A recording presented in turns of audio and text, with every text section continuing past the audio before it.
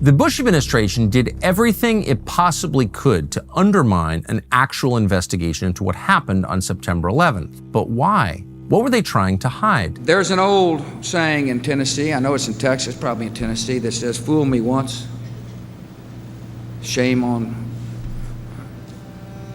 you." If fool me, we can't get fooled again. Well, for one thing, the United States had incredible intelligence on bin Laden and his plans, precise intelligence, actionable intelligence. On August 6, 2001, President Bush received a presidential daily briefing. Its title, literally, Bin Laden Determined to Strike in U.S. It continued, Al-Qaeda members, including some who were U.S. citizens, have resided in or traveled to the U.S. for years, and the group apparently maintains a support structure that could aid attacks. And then it added this, FBI information indicates patterns of suspicious activity consistent with preparations for hijacking. Bin Laden was mentioned no fewer than 40 times in the president's daily intelligence briefing. CIA Director George Tenet said that in the summer of 2001, quote, the system was blinking red. So how far-fetched was it that Al-Qaeda might hijack airplanes and fly them into buildings? Not very far-fetched, it turns out. In May 2001, an intelligence report concluded this, operatives may hijack airplanes, end quote. The FAA issued a circular to airlines warning of heightened increase in hijackings. And then in July of 2001, the FAA issued another circular, this one noting that, quote, currently active terror groups were known to plan and train for hijackings and were able to build and conceal explosives in luggage. Between 1999 and 2001, NORAD, which defends North American airspace, simulated a foreign hijacked airliner crashing into a building in the United States as part of a training exercise. And they were not alone. The National Reconnaissance Office, a little-known intelligence agency that runs our spy satellites and remote-controlled surveillance planes, was planning an exercise in which an errant aircraft would crash into one of its buildings. That exercise was on September 11th, 2001, and planned to take place just a couple of miles from Dulles Airport. That's where the American Airlines flight number 77 had taken off before it crashed into the Pentagon. In other words, the idea of Al-Qaeda hijacking an airplane and flying into a building was entirely plausible before 9/11. Officials knew it could happen, and there were other signs as well. During the presidential transition in 2000 and 2001, 9 months before 9/11, Bill Clinton told President Bush, I think by far your greatest threat is bin Laden and Al-Qaeda. In January of 2001, Philip Zelikow, the future executive director of the 9/11 Commission, attended a briefing in which Condoleezza Rice, the future national security advisor, was warned by Sandy Berger, that would be Bill Clinton's outgoing national security advisor, that, quote, the biggest national security threat facing this country is Al-Qaeda. On July 10th, 2001, the CIA director George Tenet and his counterterrorism deputy Jay Cofer Black were so alarmed by intelligence pointing to an impending attack by Al-Qaeda that they demanded an emergency meeting at the White House with Condoleezza Rice and her Security Council staff. In fact, on the morning of the attacks, Director of Central Intelligence Tenet told a U.S. senator, quote, I wonder if it has anything to do with this guy taking pilot training. And of course it did. By any measure, including according to the heavily biased commission report, George W. Bush, and particularly Condoleezza Rice, had ample warning that Al-Qaeda was plotting an attack. And by all accounts, the U.S. intel agencies were fully aware the hijackers were in the United States, and in fact, had helped at least 2 of them get to the United States. U.S. intelligence was so strong at the time, on the morning of the attacks, the majority of the hijackers were flagged at the airport for additional screening. The question is, how did they wind up on the watch list in the first place? The report never tells us. Well, my name is Mike Scheuer. I worked at the CIA for 22 years. And from 1995 until 1999, I was chief of the Osama bin Laden unit. I would say it was 1983 to 1992. I worked on Afghanistan. I worked on the war against the Soviets in Afghanistan. Bin Laden was a popular name during the war against the Soviets. We knew he was fighting in Afghanistan with the Mujahideen. He was the poster boy for jihad in Saudi Arabia, so he was well known throughout the Arab world. Osama bin Laden was born in 1957 in Riyadh, Saudi Arabia, into a well-connected and wealthy family. He was one of 50 siblings. His father built a multi-billion-dollar construction business reconstructing, among other things, the cities of Mecca and Medina. In 1979, Osama bin Laden moved to Afghanistan to fight the Soviet invasion there. After the war, he returned to Saudi Arabia, but he was eventually exiled to Sudan because he was openly critical of the Saudi government's close ties to the United States. In 1996, he returned to Afghanistan and declared war on the U.S. In 1996, bin Laden announced what he said was his declaration of war against the United States. And it's a very compelling document to this day because it doesn't have anything to do with what the American people were told about either Islam or Al-Qaeda or Osama bin Laden. America was targeted for attack because we're the brightest beacon for freedom and opportunity in the world. The basis of the declaration of war from him was, get out of our land. That was a compelling message within a Middle Eastern framework that had been dominated by the United States government and the Israelis since the end of World War II. Since then, the United States has been repeatedly attacked in the region. Now the fanatics behind this bomb have given the French soldiers and their American counterparts 10 days to leave Lebanon or die. In 1983, a group called Islamic Jihad murdered more than 300 U.S. Marines at a military barracks in Beirut. At the time, it was the largest non-nuclear explosion since Nagasaki. The 4-story concrete building collapsed in a pile of rubble. More than 200 of the sleeping men were killed in that one hideous, insane attack. In 1993, a Pakistani national called Ramzi Youssef bombed the World Trade Center in Lower Manhattan. The key question now, was this a one-off attack or the start of a campaign of bombing? By 1996, Al-Qaeda had emerged as the single clearest threat to the United States. In response to that threat, the CIA created something called ALEC Station, otherwise known as the Bin Laden Unit, which Mike Scheuer ran. But as it turned out, not everyone at the CIA wanted to help fight Al-Qaeda. So we wanted some basic information about Osama bin Laden, his bank accounts, his health information, his educational information, very basic things. We kept sending a message because it was important. We were building a base of data. And so the COS in Saudi Arabia at the time, John Brennan, we didn't know if he was dealing with them on the issue or not. And so we finally sent a message that said, didn't say pretty please, but said, please do this as quickly as possible. He called Tenet. And that was the end of that. Don't send Brennan any more of these notes. So whatever the reason was, I don't know.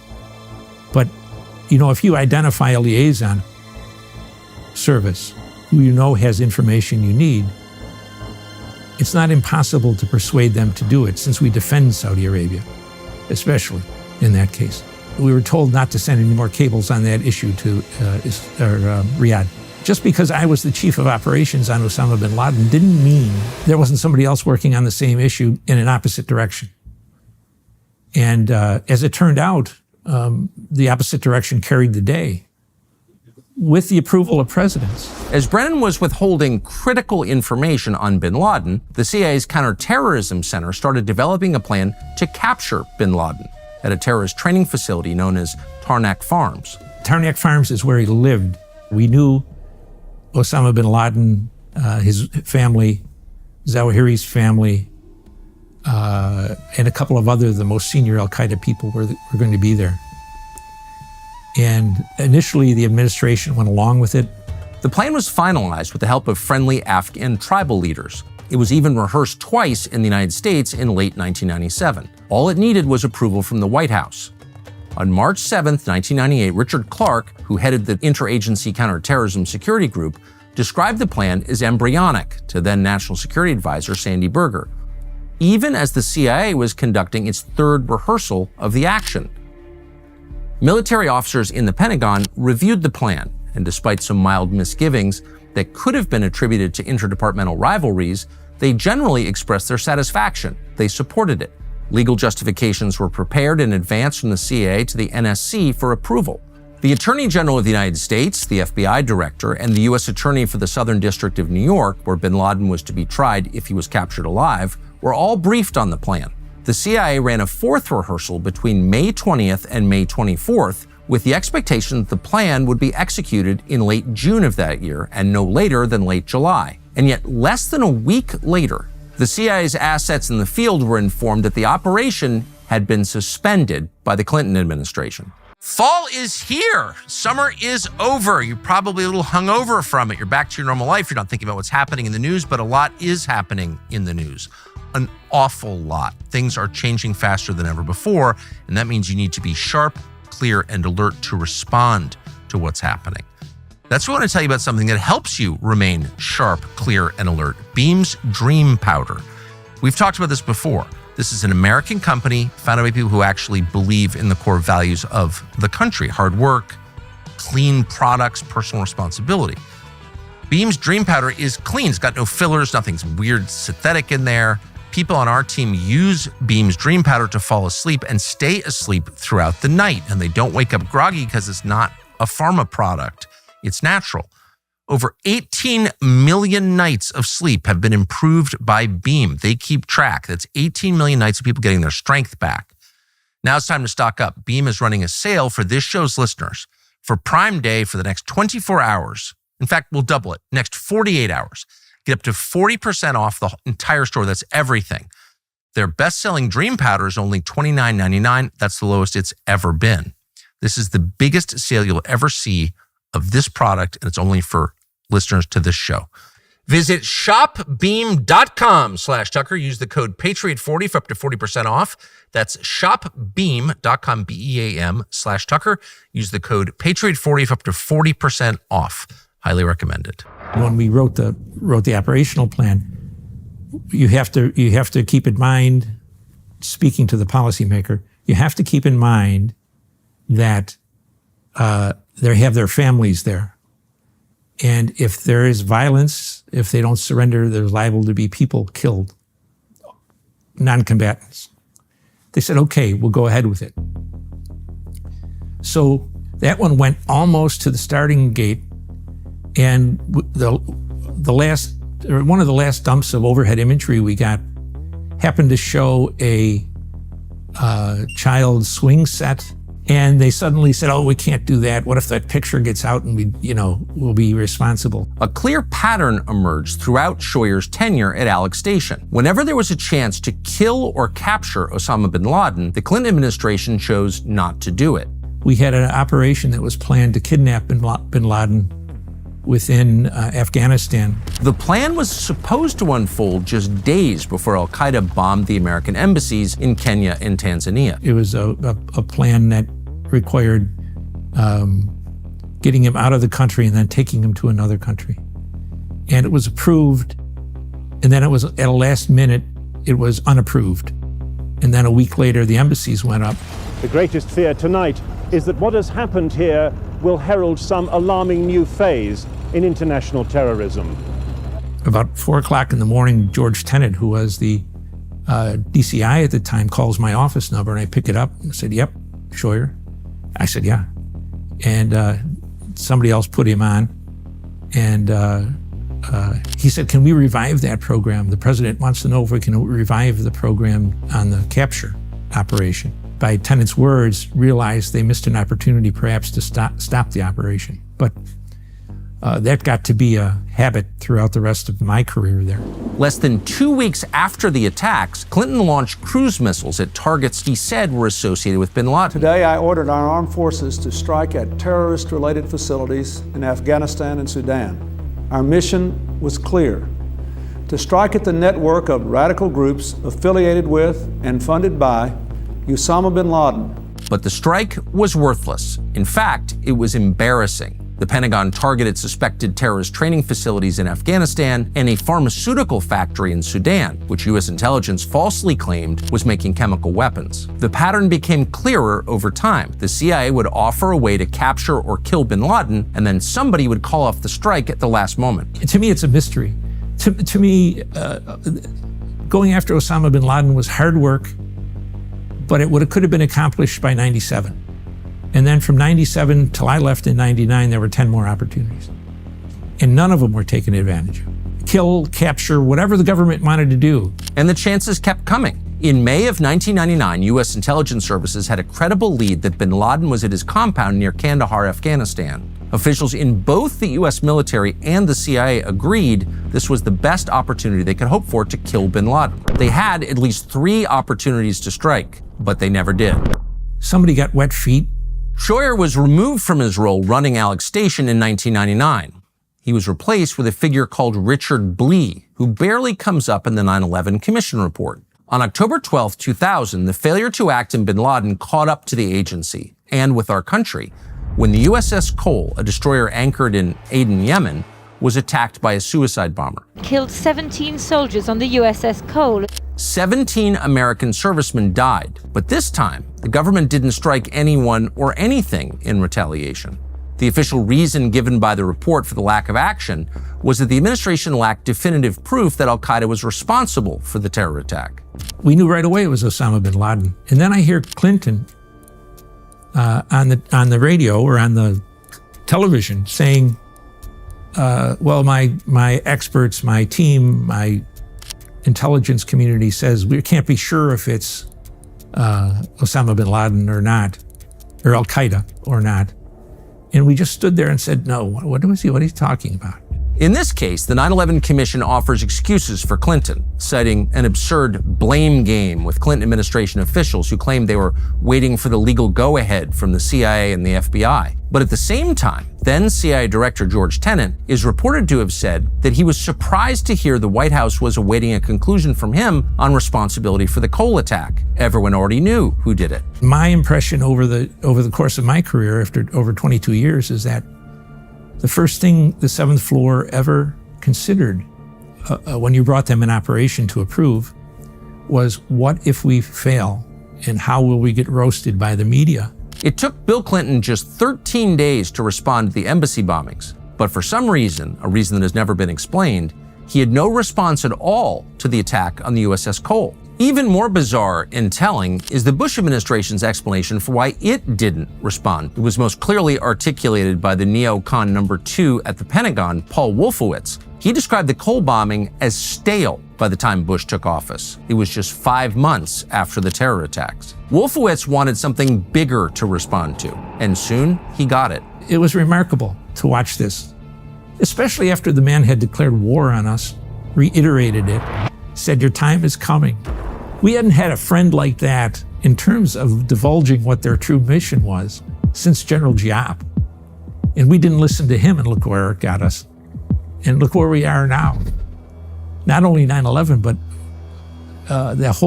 we lost another war to the Afghans.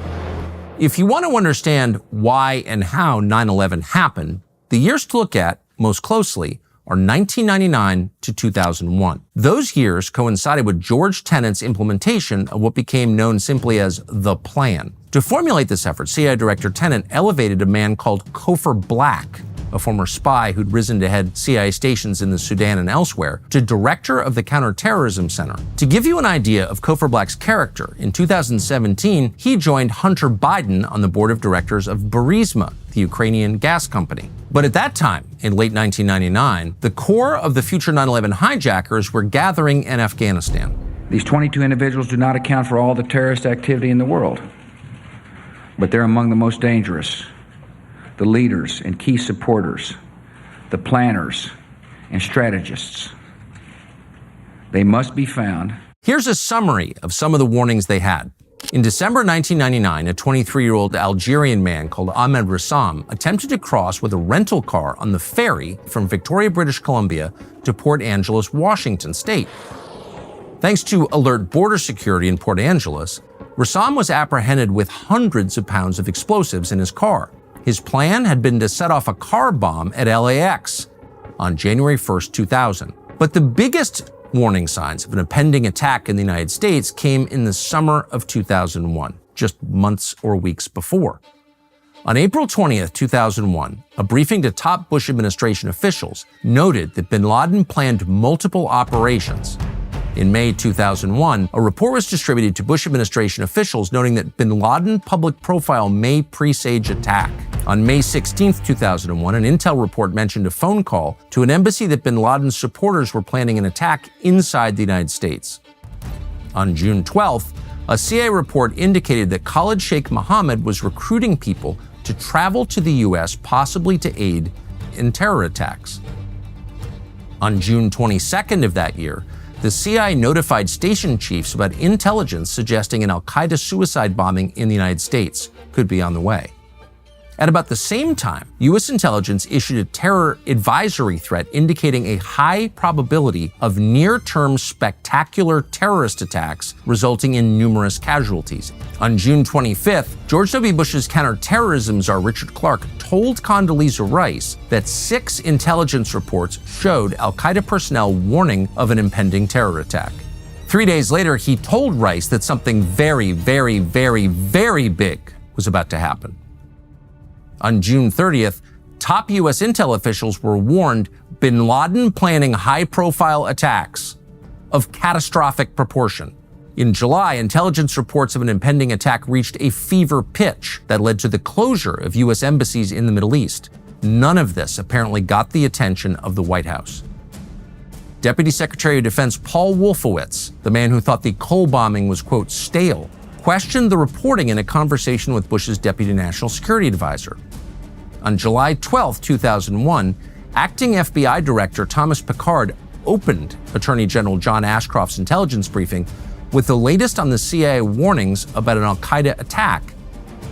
Ashcroft responded by saying, "I don't want you to ever talk to me about al-Qaeda, about these threats. I don't want to hear about al-Qaeda anymore." Pickard appealed for more counterterrorism enhancements, meaning funding, an appeal the Attorney General denied. On September 10th, the United States was attacked the very next day.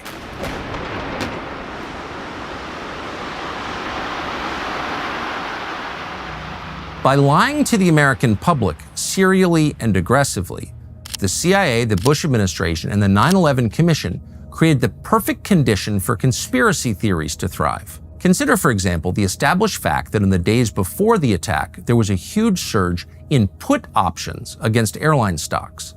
Who beside al-Qaeda knew the attacks were coming? And who specifically profited from these trades? It seems possible, probably likely, that foreign governments, including supposed allies, knew the plot was coming. Why didn't they warn the United States? And why did U.S. authorities rush to ship all the debris from the attacks abroad almost immediately, making it impossible for engineers to study the crime scene? Those are just some of the questions we will address in the next installment of our series.